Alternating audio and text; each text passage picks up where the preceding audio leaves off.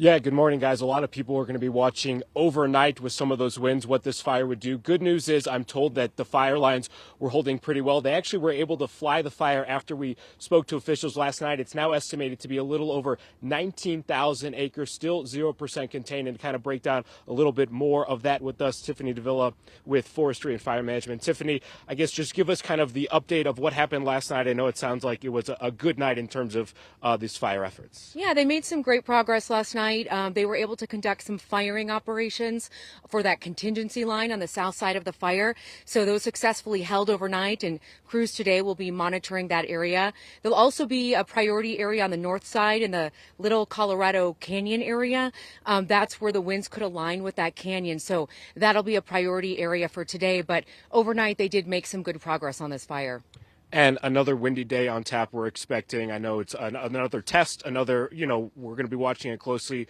What are you guys going to be watching out for? Maybe what is the biggest concern weather-wise for you guys today? Yeah, another day, another challenge with the winds. But, today's winds are going to be higher than yesterday's, another red flag warning for the area. So priority across the board on the fire, just making sure that those lines are holding in the winds, because once they can make sure and have that certainty that those lines are going to hold, everything else will fall into place, meaning we may be able to put some containment on the map. We'll talk about re-energizing those power lines that had to be turned off, and also talk about repopulation. And I know air attack's a big part of this. Have you guys been able to fly this morning? Are you planning to fly? And obviously, I think any window of opportunity, you'll take it. Is that something that has been happening this morning, or are you guys planning on doing it in the next couple hours here? Absolutely. If we get that window of opportunity, we will fly. We haven't flown yet this morning, but we do plan to fly our air attack, which is our aerial platform, and then, of course, some helicopter work as well.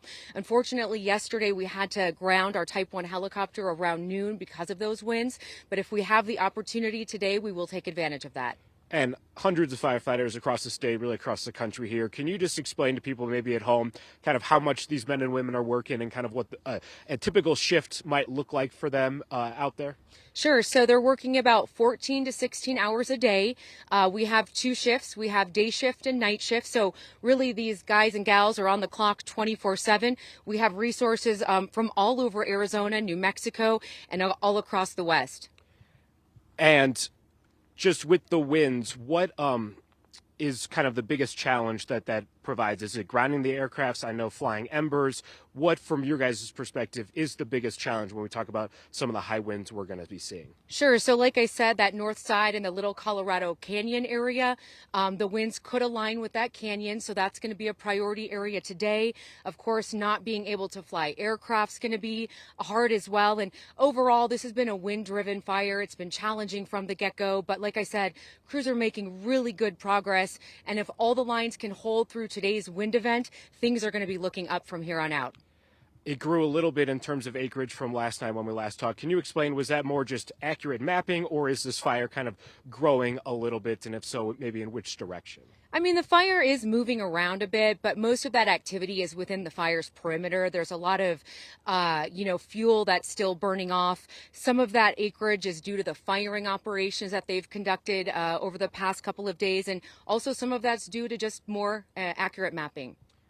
A lot of people have been out of their homes since Tuesday. Just what's your message this morning to people who live in this community who have had to evacuate or at that set status and might still have to leave at a moment's notice? We're getting there. Thank you for your patience. Like I said, we have to get through today, and then everything else is going to fall into place when we're talking about repopulation and turning power back on in areas. All right, thanks, Tiffany. I'll have you stay right here. We're going to send it back to Ian for weather, but Ian, you might have a question for us?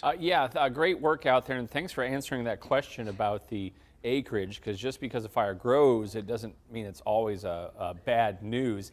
On Monday, we're going to see the winds shift. They're going to be coming out of the northwest and pushing to the south and the east, and I was curious how the fire crews would be adjusting their approach. Most of the things they need to protect are kind of northeast of things, but the wind shift northeast to southeast for Monday, how might that change things for them?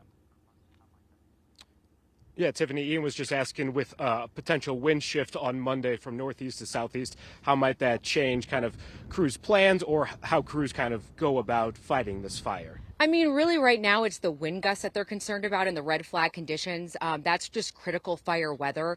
It's really not going to change any plans. Our goal for the next 24, 48 hours is to improve and hold that line and just ensure that they're stable in the wind event today. Awesome. Well, thank you, Tiffany, and good luck out there today. And I will be talking to you later today and throughout the week. And, hopefully we'll continue to have some good news on this firefight. And we'll send it to you. All right. Thank you, Zach, so much.